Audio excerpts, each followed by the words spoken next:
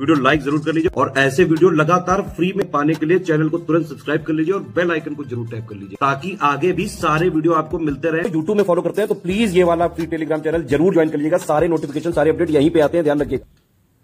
नमस्कार दोस्तों, स्वागत है आप सभी का ऑनलाइन एग्जाम प्रिपरेशन पर which is the part of study for civil services. दोस्तों टॉप 500 MCQ की सीरीज चल रही है जिसमें आधुनिक भारत के इतिहास के MCQ हम देख रहे हैं, इंपॉर्टेंट प्रश्नों को हम देख रहे हैं, टॉपिक वाइज प्रश्न देख रहे हैं। और लास्ट वीडियो में हमने टॉपिक स्टार्ट किया था सामाजिक सांस्कृतिक सुधार आंदोलनों का एक सामान्य सर्वेक्षण, अध्याय 8 है और ये हमने स्टार्ट किया था। ये जो MCQ आप देख रहे हैं ये आपको स्पेक्ट्रम का निचोड़ मिल रहा है। स्पेक्ट्रम जो है बुक है उससे ही ये MCQ लिए गए हैं, ठीक है। तो आप जैसे स्पष्टीकरण देखते भी हैं तो आपको रेफरेंस में दिखता है कि MCQ जो हमने स्पष्टीकरण लिया है वो स्पेक्ट्रम से लिया है।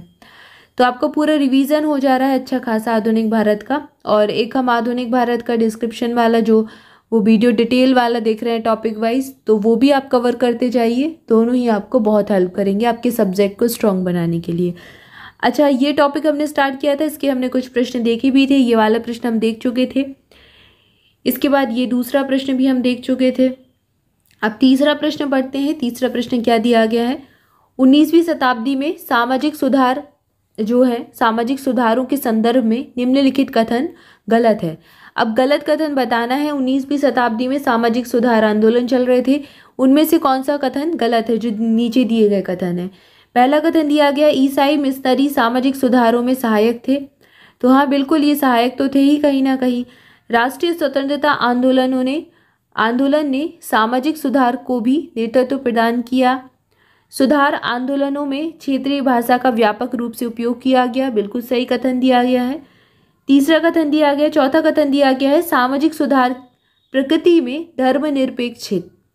तो सामाजिक सुधार प्रकृति में धर्मनिरपेक्ष थे, ये कथन बिल्कुल गलत है क्योंकि ये धर्मनिरपेक्ष नहीं थे, क्योंकि बीच में कहीं ना कहीं धार्मिक सुधार भी चल रहा था। जहाँ अब जब ईसाई मिशनरी एक्टिव थी तो वो धर्म परिवर्तन भी करा रही थी, तो ये धर्मनिरपेक्ष नहीं थे। ऑप्शन डी सही उत्तर हो जाएगा क्योंकि हमें गलत कथन छांटना है। आइए स्पष्टीकरण देखते हैं। जनता तक पहुंचने के लिए सुधारकों ने अपने विचारों का प्रचार करने के लिए भारतीय भाषाओं का उपयोग किया। उन्होंने 1930 के दशक में और उसके बाद की सिनेमा में कई तरह की मीडिया, उपन्यास, नाटक, कविता, लघु कथाएं, प्रेस और प्रेस का इस्तेमाल किया और अपनी राय फैलाने के लिए इनका प्रयोग किया। अब जब विचारों को फैलाना है तो विचारों को फैलाने के कई माध्यम होते हैं। आप पत्र के द्वारा भी फैला सकते हैं, समाचार पत्र के द्वारा भी, और साहित्य में भी कई सारे काम ऐसे कर सकते हैं जिससे आप अपने विचार व्यक्त कर सकें। जैसे उपन्यास लिखना, नाटक, कविता, इसके प्रति लोगों का रुझान ज़्यादा होता है। नाटक पढ़ना लोगों को आसान लगता है, कविता पढ़ने के प्रति लोग ज़्यादा अपनी रुचि दिखाते हैं, ठीक है। इसके अलावा जो मीडिया उस समय थी तो उसका भरपूर प्रयोग किया गया अपने विचारों को फैलाने के लिए। इसके अलावा वहाँ पर क्षेत्रीय भाषाओं का प्रयोग किया जा रहा था ताकि आम जनमानस तक उनको पहुँचाया जा सके। हर कोई तो और भाषाएं नहीं जानता था ना, अंग्रेजी भाषा हर कोई नहीं जानता था, लेकिन क्षेत्रीय भाषाएं जो उनके क्षेत्र की है उससे तो वो अच्छे से अवगत होते थे, उसको अच्छे से समझ पाते थे, पढ़ पाते थे, सुन पाते थे। तो क्षेत्रीय भाषाओं का प्रयोग किया गया। इसके बाद शुरुआत में सामाजिक सम्मेलन, भारतीय समाज के सेवक और ईसाई मिशनरियों जैसे संगठन सामाजिक सुधार में महत्वपूर्ण भूमिका निभाते थे। बाद के वर्षों में विशेष रूप से 20वीं शताब्दी की शुरुआत के साथ राष्ट्रीय आंदोलन ने सामाजिक सुधार के लिए नेतृत्व और संगठन प्रदान किया। सामाजिक सुधार आंदोलनों को मुख्य रूप से धार्मिक सुधारों से जोड़ा गया था क्योंकि लगभग सभी सामाजिक अस्पृश्यता और लिंग आधारित असमानता जैसे धर्म एक दूसरे तरीके से धर्म से वैधता प्राप्त करते हैं। तो वहाँ पर क्या है, उस समय समाज में अस्पृश्यता भी थी, लिंग आधारित असमानता भी प्रचलित थी, इसलिए प्रकृति में सामाजिक सुधार धर्मनिरपेक्ष नहीं थे, ठीक है। अगर प्रकृति की बात करें तो इनकी प्रकृति धर्मनिरपेक्ष नहीं थी, कहीं ना कहीं धार्मिक प्रभाव इन पर देखा गया था। क्लियर है? आई होप आपको सारे पॉइंट क्लियर होंगे। आइए बढ़ते हैं आगे, अगला प्रश्न देखते हैं। अगला प्रश्न है सती के उन्मूलन। सती प्रथा थी उस समय, आप जानते ही हैं, जब किसी के पति की मृत्यु हो जाती थी तो उसकी पत्नी अपने आप को आग में झोंक देती थी। इस प्रथा को सती प्रथा कहा जाता है। तो सती के उन्मूलन के बारे में निम्नलिखित कथनों पर विचार करना है। पहला कथन दिया गया है, सती प्रथा के खिलाफ आंदोलन का नेतृत्व राम मोहन रॉय ने किया था। दूसरा कथन दिया गया है 1829 में बंगाल में सती प्रथा को समाप्त कर दिया गया। तीसरा कथन दिया गया है लॉर्ड विलियम बेंटिंक की अवधि के दौरान सती को समाप्त कर दिया गया था।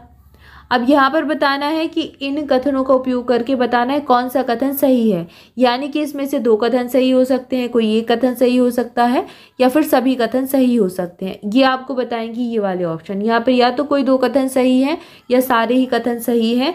तो यहाँ पर जो दिए गए हैं ये सारे कथन सही दिए गए हैं। भारत में नेतृत्व इनका किया गया राजा राम मोहन राय ने।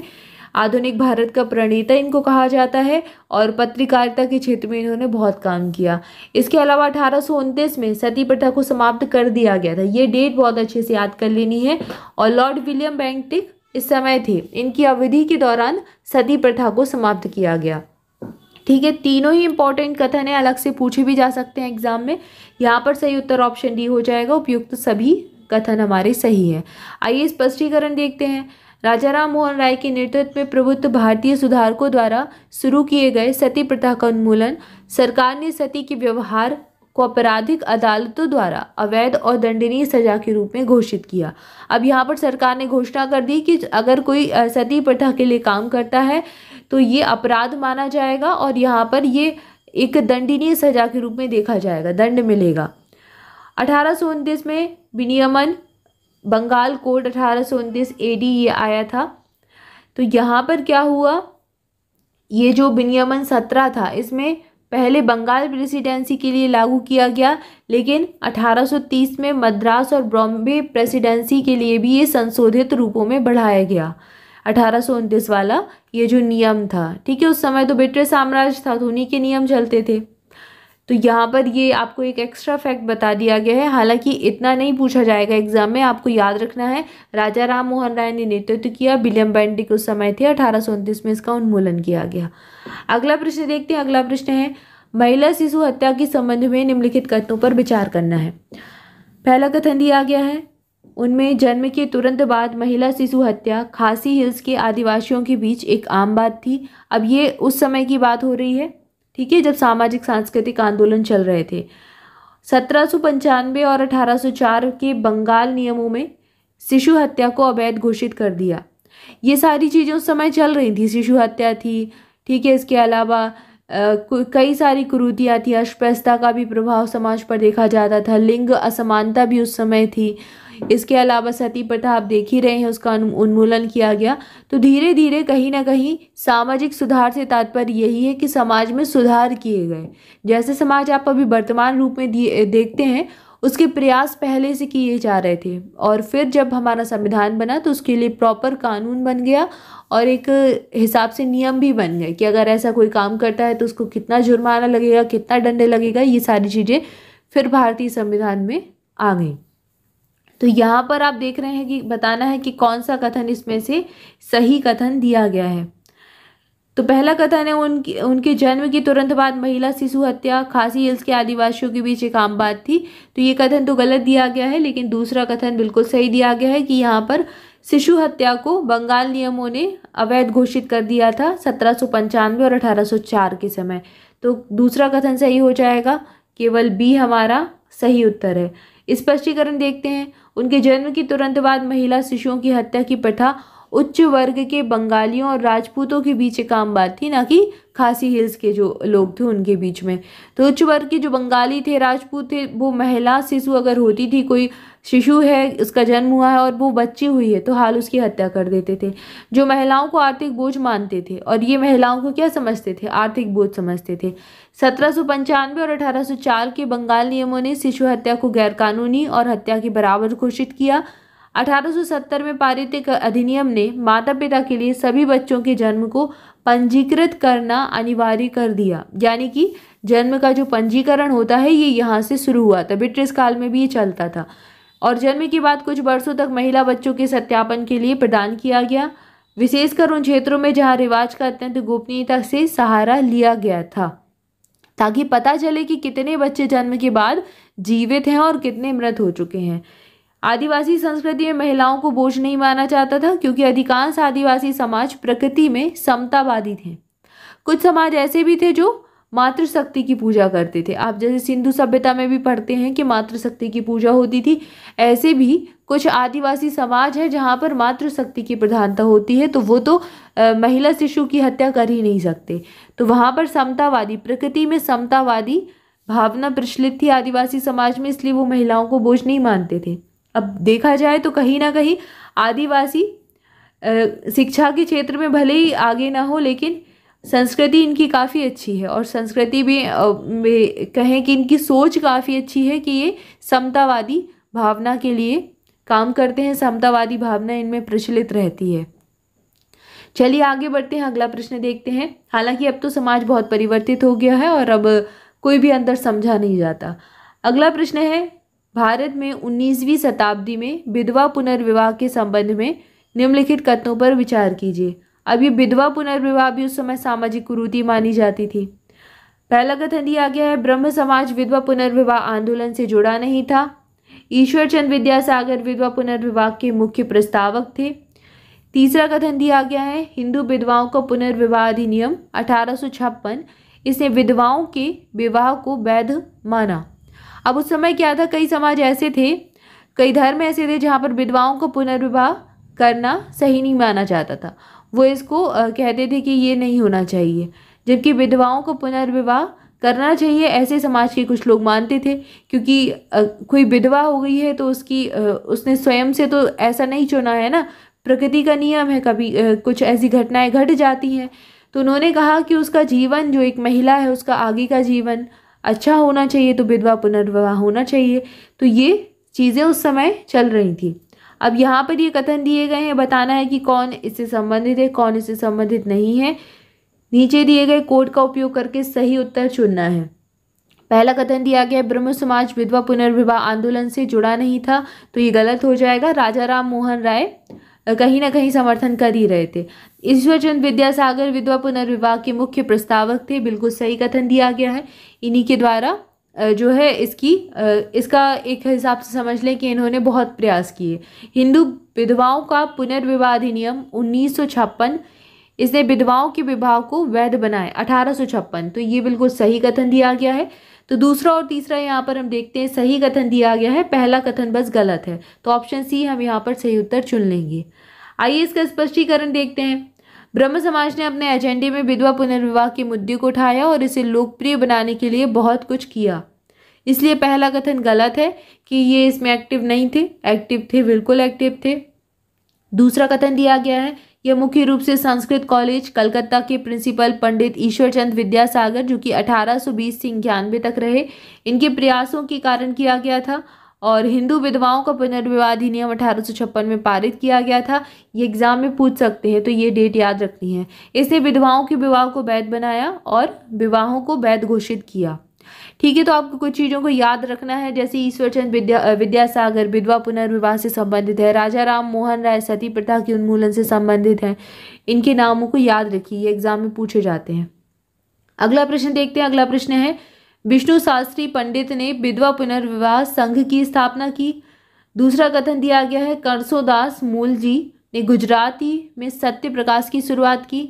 तीसरा कथन दिया गया है, D.K. कर्वे ने बॉम्बे में पहला महिला विश्वविद्यालय शुरू किया। अभी अलग अलग लोगों के बारे में बताया गया है, अलग अलग काम दिए गए हैं। यहाँ पर आपको 4 कथन दिए गए हैं, आपको छांटना है कौन सा कथन सही है। तो यहाँ पर ये तीनों ही कथन सही दिए गए हैं, ऑप्शन डी सही उत्तर है।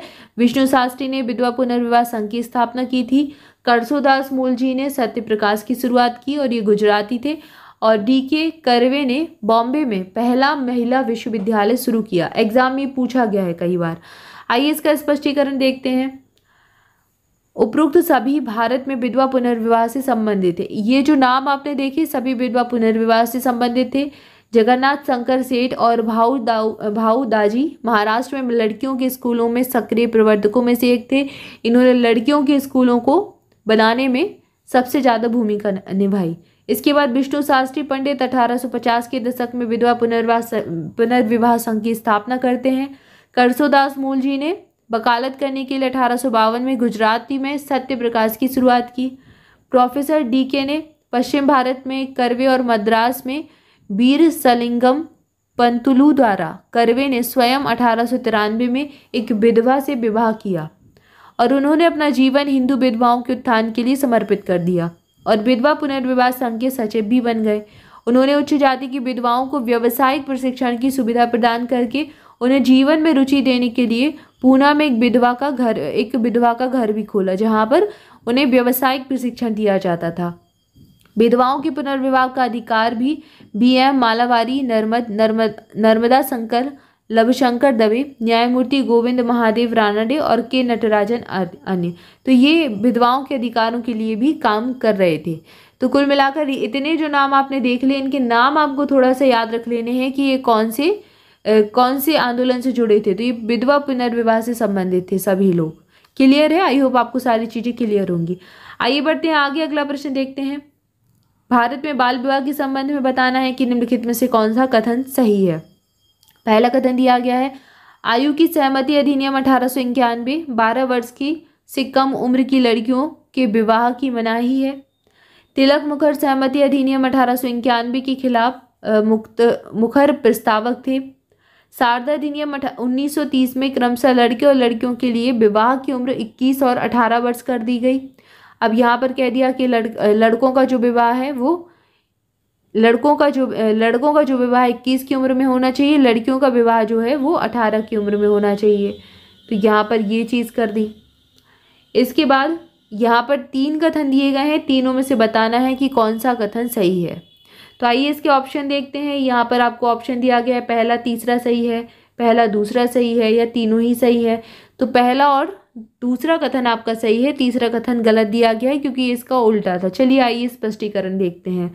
यहाँ पर हमारा सही उत्तर हो जाएगा ऑप्शन बी, पहला और दूसरा कथन सही है। नेटिव मैरिज एक्ट, अब ये क्या है, अलग अलग अधिनियम उस समय आए जिन्होंने बाल विवाह को कहीं ना कहीं प्रभावित किया। किसी ने बताया कि बाल विवाह नहीं होना चाहिए, किसी ने लड़कियों और लड़कों के विवाह की उम्र को निर्धारित किया। तो किस अधिनियम में क्या था ये एग्जाम में पूछा जाता है।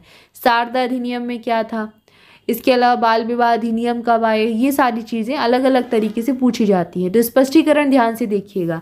नेटिव मैरिज एक्ट या सिविल मैरिज एक्ट 1872 में बाल विवाह पर रोक लगाने के लिए विधायी कार्यवाही का संकेत दिया गया। इसका एक सीमित प्रभाव था क्योंकि यह अधिनियम हिंदुओं, मुसलमानों और अन्य मान्यता प्राप्त धर्मों पर लागू नहीं था।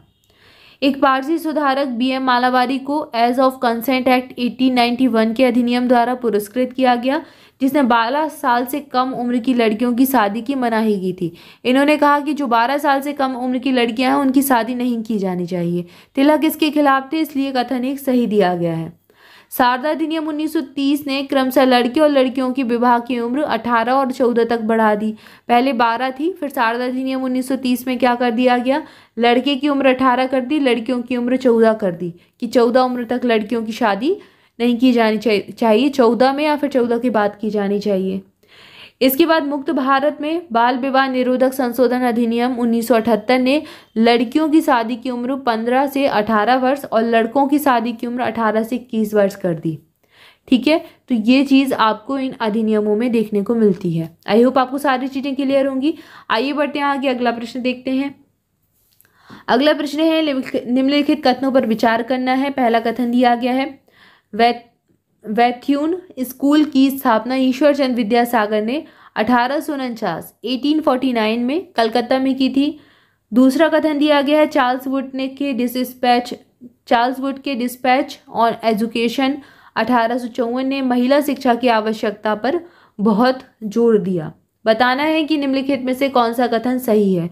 तो 1854 का तो आप एक्ट पढ़ते ही हैं, चार्ल्स वुड का। तो ये जो है ये बहुत ही इंपॉर्टेंट था, उसने महिला शिक्षा की आवश्यकता पर बहुत जोर दिया था। तो दूसरा कथन तो बिल्कुल सही दिया गया है, लेकिन पहला कथन गलत दिया गया है। आइए इसका स्पष्टीकरण देखते हैं। यहाँ पर सही उत्तर हो जाएगा केवल 2, ऑप्शन बी। ईसाई मिशनरियों ने सबसे पहले 1819 में कलकत्ता महिला किशोर समाज की स्थापना की थी। वैथ्यून स्कूल जिसकी स्थापना JED वैथ्यून ने की थी, ठीक है, इन्होंने अपने नाम पर की थी, ईश्वर चंद्र विद्यासागर इससे संबंधित नहीं थे। 1849 में कलकत्ता में शिक्षा परिषद के अन्य महिलाओं की शिक्षा के लिए शक्तिशाली आंदोलन का पहला फल था। 1840 से 1950 के दशक में उत्पन्न हुआ था, इसलिए कथन एक गलत दिया गया है क्योंकि ईश्वर चंद्र विद्यासागर नहीं JED वैथ्यून ने की थी। अगला है पंडित ईश्वरचंद विद्यासागर बंगाल में 35 से कम लड़कियों के स्कूलों से जुड़े थे और उन्हें महिलाओं की शिक्षा के लिए क्षेत्र में अग्रणी माना जाता है। तो महिलाओं की शिक्षा के लिए तो ये काम कर ही रहे थे। चार्ल्स वुड का डिस्पैच ऑन एजुकेशन 1854 में महिलाओं की शिक्षा की आवश्यकता पर बहुत जोर दिया। 1914 में महिला चिकित्सा सेवा ने नर्सों और मध्य पत्नियों को प्रशिक्षित करने में भी बहुत काम किया। तो 1854 का याद रखना है, चार्ल्स वुड का डिस्पैच ऑन एजुकेशन। अगला दिया गया है भारतीय महिला विश्वविद्यालय की स्थापना प्रोफेसर डीके 1916 में डीके कर्वे के द्वारा की गई थी। ये पहले भी आप पढ़ ही चुके हैं। डीके कर्वे ने की थी 1916 में। महिलाओं को शिक्षा प्रदान करने वाली उत्कृष्ट संस्थाओं में से ये एक थी। उसी वर्ष दिल्ली में लेडी हार्डिंग मेडिकल कॉलेज भी खोला गया था। तो अब यहाँ से क्या हुआ, महिलाओं की शिक्षा के लिए प्रयास होना शुरू हो चुके थे और महिलाओं की शिक्षा पर काम भी किया जा रहा था। अगला प्रश्न देखते हैं, आगे बढ़ते हैं। अगला प्रश्न है निम्नलिखित कथनों पर विचार करना है। पहला कथन दिया गया है, चतुर्वर्णा शर्मा ने कहा था कि किसी व्यक्ति की जाति और जनसंख्या विभिन्न वर्गों की स्थिति और सापेक्षता का निर्धारण करती है। दूसरा कथन दिया गया है, जाति क्रम जन्म से समानता के सिद्धांत पर आधारित है। तीसरा कथन दिया गया है, ब्रिटिश शासन ने कुछ ऐसी परिस्थितियां पैदा की जो एक हद तक जातिगत चेतना को कम करती हैं। और चौथा कथन दिया गया है, आर्य समाज ने अस्पृश्यता के लिए पीठ पीछे वेदास की वकालत की। तो वेदों की वकालत तो कर ही रहे थे ये, वेदों की ओर लौटो इनका नारा भी था। अब यहाँ पर बताना है कि कौन सा कथन सही है और कौन सा कथन गलत है। उपरोक्त में से कौन सा कथन गलत है ये बताना है। तो गलत कथन चुनना है हमें, यानी कि इनमें से कोई एक ऑप्शन होगा जो गलत कथन बताता होगा। यहाँ पर सही उत्तर हो जाएगा 2 और 4। जाति क्रम जन्म से समानता के सिद्धांत पर आधारित है, ये कथन गलत दिया गया है। और आर्य समाज ने अस्पृश्यता के लिए पीठ पीछे वेदास की वकालत की, तो ये कथन भी गलत दिया गया है। अस्पृश्यता के लिए नहीं की, लेकिन वेदों की वकालत तो ये करते थे। वकालत करना यानी कि वेद की तरफ लौटो या फिर वेदों की से प्रेरित हो, ये इनका कहना था। दयानंद सरस्वती इससे जुड़े हुए थे, आप सब जानते ही हैं। आइए इसका स्पष्टीकरण देखते हैं। यहाँ पर सही उत्तर ऑप्शन सी हो जाएगा। हिंदू चतुर्वर्णाश्रम की अवधारणा ने तय किया कि किसी व्यक्ति की जाति और जनसंख्या के विभिन्न वर्गों की स्थिति और सापेक्षता का निर्धारण करती है। तो पहला कथन सही दिया गया है। यह जाति थी जो यह निर्धारित करती थी कि किस व्यक्ति को भू संपत्ति, शिक्षा या फिर स्वामित्व मिल सकता है। तो जाति के आधार पर उस समय वर्गीकरण होता था। एक व्यक्ति का किस प्रकार का व्यवसाय करना चाहिए, किसके साथ भोजन करना चाहिए, किसके साथ विवाह करना चाहिए, ये सब जाति निर्धारित करती थी। इसलिए कथन एक सही दिया गया है। अगला दिया गया है, जाति के भेदभावपूर्ण संस्थान द्वारा सबसे ज़्यादा नुकसान अछूत या फिर अनुसूचित जाति दलितों को हुआ, जिस नाम के बाद उन्हें बाद में पुकारा जाने लगा। इसके बाद में इन्हें क्या है, दलित ही कहा जाने लगा। इनकी जाति के अनुसार इनको पुकारा जाता था। उन पर लगाई गई क्षमताओं अपमानजनक, अमानवीय थी और जन्म से असमानता के सिद्धांत पर आधारित थी। इसलिए दूसरा कथन गलत दिया गया है, क्योंकि जन्म के सिद्धांत असमानता के सिद्धांत पर ही आधारित थी। ये जन्म के आधार पर असमानता उस समय देखी जा सकती थी। अगला कथन दिया गया है, जाति आधारित भेदभाव को कम करने में मदद करने वाले कारक। ब्रिटिश शासन ने शायद बिना इरादा की कुछ ऐसी परिस्थितियां पैदा की जो एक हद तक जातिगत चेतना को कम करती थी।